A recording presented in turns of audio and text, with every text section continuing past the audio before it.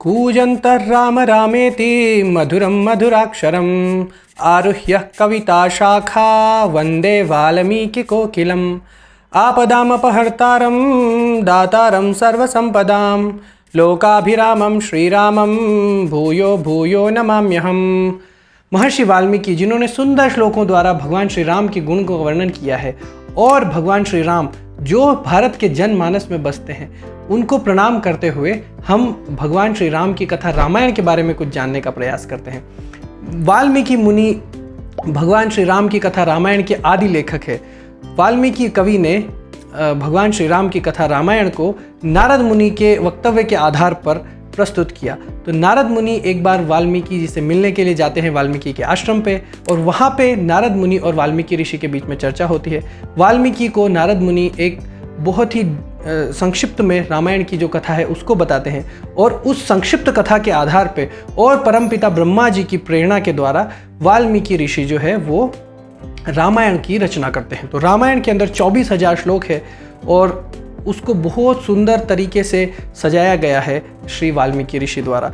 रामायण वैसे तो भारत में बच्चा बच्चा जानता है कि रामायण क्या है, लेकिन रामायण एग्जैक्टली कौन सी पुस्तक है, रामायण की कितनी पुस्तकें हैं, कौन सी रामायण है, कौन सी रामायण हिंदी या अन्य अन्य भाषाओं में मिलती है, उसमें मूल रामायण कौन सी है, कौन सी रामायण किसने लिखी है, रामायण कैसे पढ़ना चाहिए, इसके विषय में हमारे पास में कई प्रश्न होते हैं। तो उन प्रश्नों का उत्तर जानने के लिए आज हम ये प्रस्तुति आपके सामने लेके आए हैं।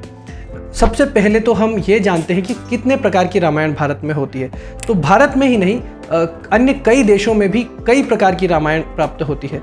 जैसे कि हम देखते हैं कि अलग अलग देशों में अलग अलग प्रकार की रामायण की हमको रचनाएं मिलती है, जिनमें मुख्यतः जो है वो भारतीय उपमहाद्वीप में मिलती है। उसके अतिरिक्त भी हमको कई देशों में अलग अलग प्रकार की रामायण मिलती है, जैसे कि साउथ ईस्ट एशियन कंट्रीज़ में या चाइना में, रशिया में या फिर जापान में भी हमको रामायण के अलग अलग वर्जन्स मिलते हैं, जो कि अलग अलग लेखकों के द्वारा अलग अलग समय में लिखे गए हैं। इस प्रकार से हमें रामायण की अलग अलग रचनाएं मिलती हैं। उनमें से कुछ जो मुख्य रामायण है जो कि बहुत प्रसिद्ध है विशेष करके भारत में, उनके बारे में हम थोड़ा जानते हैं। तो सबसे पहले आध्यात्म रामायण है जो कि ब्रह्मांड पुराण के अंदर हमको मिलती है। उसके बाद महाभारत जो वेद व्यास जी द्वारा रचित महाकाव्य है, उसके अंदर भी रामोपाख्यान और अन्य भी कई जगह, लगभग 3 से 4 जगह हमको रामायण की स्टोरी मिलती है। लेकिन सबसे बड़ा जो सेक्शन है वो है रामोपाख्यान, जो कि महाभारत के वन पर्व के अंदर आता है। उसके अतिरिक्त योग वशिष्ठ नाम की भी एक बहुत प्रसिद्ध पुस्तक है, जिसको कि वशिष्ठ रामायण भी कहा जाता है या अन्य कई नामों से भी उसको जाना जाता है। इसके अतिरिक्त आनंद रामायण है। उसके बाद में कई पुराण जैसे विष्णु पुराण, अग्नि पुराण, भागवत पुराण में भी रामायण की कथा का वर्णन आता है। इस प्रकार से रामायण के और वर्नाकुलर जो भारत की अन्य भारतीय भाषाएं हैं उनमें भी प्रस्तुति की गई है कई कवियों के द्वारा, जैसे कि तमिल कवि कंब के द्वारा कंब रामायण की रचना की गई है। इसके अतिरिक्त रंगनाथ रामायण की रचना की गई है जो कि तेलुगु भाषा में हमको प्राप्त होती है। इसके अतिरिक्त तुलसीदास जी द्वारा रामचरितमानस, जिसको अवधी भाषा में लिखा गया है। इस प्रकार की कई रामायण हमको मिलती है जो कि अलग अलग वर्नाकुलर लैंग्वेजेस में है। लेकिन इन सभी रामायण का मूल जो है वो है वाल्मीकि रामायण, जो कि वाल्मीकि मुनि के द्वारा संस्कृत में लिखी गई है। वाल्मीकि रामायण के बारे में अब हम थोड़ा सा जानने का प्रयास करते हैं। तो वाल्मीकि रामायण मुख्यतः जो है वो अनुष्टुप छंद के अंदर लिखी गई है। अनुष्टुप छंद को हम श्लोक भी कहते हैं। तो ऐसे तो हम संस्कृत के किसी भी छंद को, किसी भी कविता को जनरली श्लोक कह देते हैं, लेकिन श्लोक वास्तव में अनुष्टुप छंद को कहा जाता है। तो अनुष्टुप छंद संस्कृत का एक ऐसा छंद होता है जिसके अंदर 32 वर्ण होते हैं और हर एक जो श्लोक है वो 4 भागों में विभाजित होता है। उसके अंदर 8 8 8 8 करके 4 भाग होते हैं, जिनको कि अलग अलग भाग में विभाजित किया जाता है इस प्रकार से। और इसके अतिरिक्त भी अनुष्टुप छंद के कई और भी नियम होते हैं, जैसे कि पंचम षष्ठ अक्षर, जैसे पंचम अक्षर लघु और छठा अक्षर दीर्घ, इस प्रकार से और भी कई नियम होते हैं जिनके कॉम्प्लिकेशंस में हम अभी इस सेशन में नहीं पढ़ रहे। लेकिन ये एकदम पूरी तरह से भाषा और व्याकरण से बद्ध, यानी कि मात्रा से बंधा हुआ, भाषा से बंधा हुआ और व्याकरण से बंधा हुआ, इस प्रकार का जो अनुष्टुप छंद है, उस छंद में वाल्मीकि जी ने रामायण की रचना की। तो मुख्यतः रामायण में जो लगभग सभी रामायण के जो छंद है वो अनुष्टुप छंद है। इसके अतिरिक्त एक और इंटरेस्टिंग बात है जो कि वाल्मीकि जी की रामायण के बारे में है, जो कि हमको और भी विस्मित कर देती है। वो ये है कि जो गायत्री मंत्र है, जिसको हम बहुत ही प्रसिद्ध है हमारे वेदों में, गायत्री कई वैसे तो गायत्री के कई गायत्री मंत्र हैं, लेकिन जो मुख्य मूल गायत्री मंत्र है जो सविता देवता को एट्रीब्यूट किया जाता है, तो वो जो मूल गायत्री मंत्र है, उस मूल गायत्री मंत्र में जो पहला अक्षर है वो पहला अक्षर रामायण का पहला अक्षर है। इस प्रकार से रामायण के जो 24,000 श्लोक है उनमें 1000 श्लोक के बाद जो पहला अक्षर होता है वो अक्षर गायत्री मंत्र का अक्षर होता है। इस प्रकार से गायत्री मंत्र में जो 24 अक्षर होते हैं वो पूरे रामायण के हजार इस प्रकार से श्लोकों के पहले अक्षर लेने से हमको पूरा गायत्री मंत्र मिल जाता है। तो ये रामायण के बारे में एक बहुत ही अद्भुत बात है। इसके अलावा जो रामायण का स्ट्रक्चर है वो कुछ इस प्रकार है। रामायण के अंदर वाल्मीकि जी ने 7 कांड में रामायण की रचना की। कुछ लोग उत्तरकांड को हटा के 6 कांड गिनते हैं, तो इस प्रकार से 6 या 7 कांड में मुख्यतः रामायण की रचना हुई है, जिनमें की जो सबसे पहला कांड है वो बाल कांड है। उसके बाद में अयोध्या कांड आता है, अयोध्या कांड के बाद में अरण्य कांड आता है, अरण्य कांड के बाद किष्किंधा कांड आता है, किष्किंधा कांड के बाद में आता है सुंदरकांड, और सुंदरकांड के बाद में युद्धकांड और अंततः उत्तरकांड।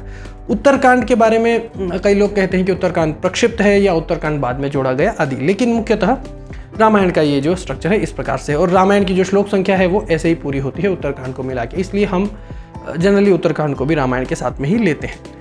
अब इसके बाद में जो वाल्मीकि जी की जो मूल रामायण है उसके ऊपर कई टीकाएं भी लिखी गई है, क्योंकि कोई भी शास्त्र जिसको समझने के लिए हमको उस जो लेखक है उसका मूड के अंदर जाना पड़ता है, लेकिन हर व्यक्ति के लिए संभव नहीं होता, इसलिए कई सारी टीकाएं लिखी गई है। कई सारी चीज़ें होती है जिनमें कि कुछ विवाद खड़े होते हैं, जैसे कि रामायण में भी बहुत सारे प्रसंग हैं जिनको लेकर विवाद खड़ा होता है, कई शब्दों की व्याख्याओं को लेकर विवाद खड़ा होता है, तो ऐसे में हमारी सहायता करती है ये टीकाएं।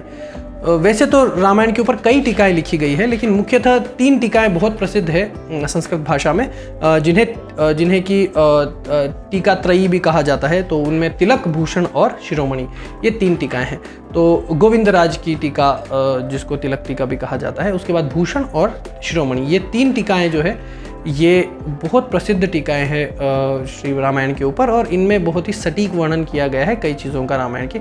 ऑफकोर्स इन टीकाओं में बहुत सारे डिफरेंसेस मिलते हैं आपस में, लेकिन हमको इन टीकाओं के थ्रू हम रामायण को समझने का प्रयास कर सकते हैं, जहाँ पे एम्बिग्युइटी आती है वहाँ पे। अब हम आपको बताएंगे कि अगर आपके पास समय कम है तो आप क्या कर सकते हैं रामायण पढ़ने के लिए, क्योंकि रामायण तो 24,000 श्लोक में है और 24,000 श्लोक पढ़ने के लिए तो बहुत सारा समय चाहिए। तो रामायण के कई सारे से शॉर्ट वर्जन अवेलेबल है जिन्हें आप पढ़ सकते हैं, और उन्हें पढ़कर आप रामायण पढ़ने का लाभ ले सकते हैं। तो इनमें सबसे पहले जो रामायण आती है वो तो है मूल रामायण, जो कि नारद मुनि ने वाल्मीकि को सुनाई थी। उसमें लगभग 100 श्लोक है, वो रामायण के बालकांड में ही, वाल्मीकि रामायण के बालकांड में ही मिल जाती है, तो उसको हम पढ़ सकते हैं। तो जैसे हम रामायण का पारायण करते हैं, पारायण का अर्थ है प्रतिज्ञापूर्वक रामायण को पढ़ना, तो जब हम रामायण का पारायण करते हैं तो कई लोग पूरी रामायण का पारायण करते हैं, लेकिन अगर हमारे लिए संभव नहीं है पूरी रामायण का पारायण करना, तो हम इन 100 श्लोकों को पढ़कर भी रामायण पढ़ने का लाभ ले सकते हैं इस प्रकार से। दूसरा जो रामायण है वो है भगवान के नाम के आधार पर, उसका नाम है नाम रामायणम।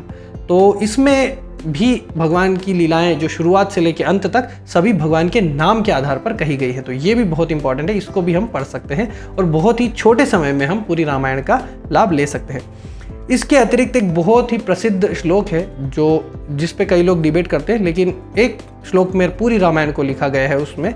तो जो श्लोक है वो इस प्रकार है, आदो राम तपो वनेकादिगमनम हत्वा मृग कांचनम वैदेही हरणम जटायुमरणम सुग्रीव संभाषणम बलि निर्दलनम समुद्रतरणम लंकापुरी दाहनम पश्चाद रावण कुंभकर्ण हननम एतद्धि रामायणम। तो इसमें पूरी रामायण की स्टोरी जो है एक ही श्लोक में कह दी गई है।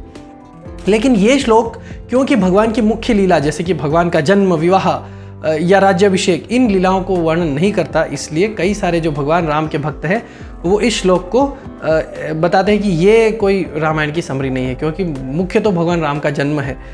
तो इसलिए जन्म, विवाह और भगवान का राज्याभिषेक, ये मुख्य लीलाएं, इनका वर्णन नहीं करने के कारण इसमें तो सारे ऐसी चीज़ों का वर्णन किया गया है जिसमें बस भगवान राम ने कष्ट उठाया, तो इसलिए ये सारी चीज़ें रामायण नहीं है, ये तो बस भगवान का वनगमन की लीला है, उतना ही।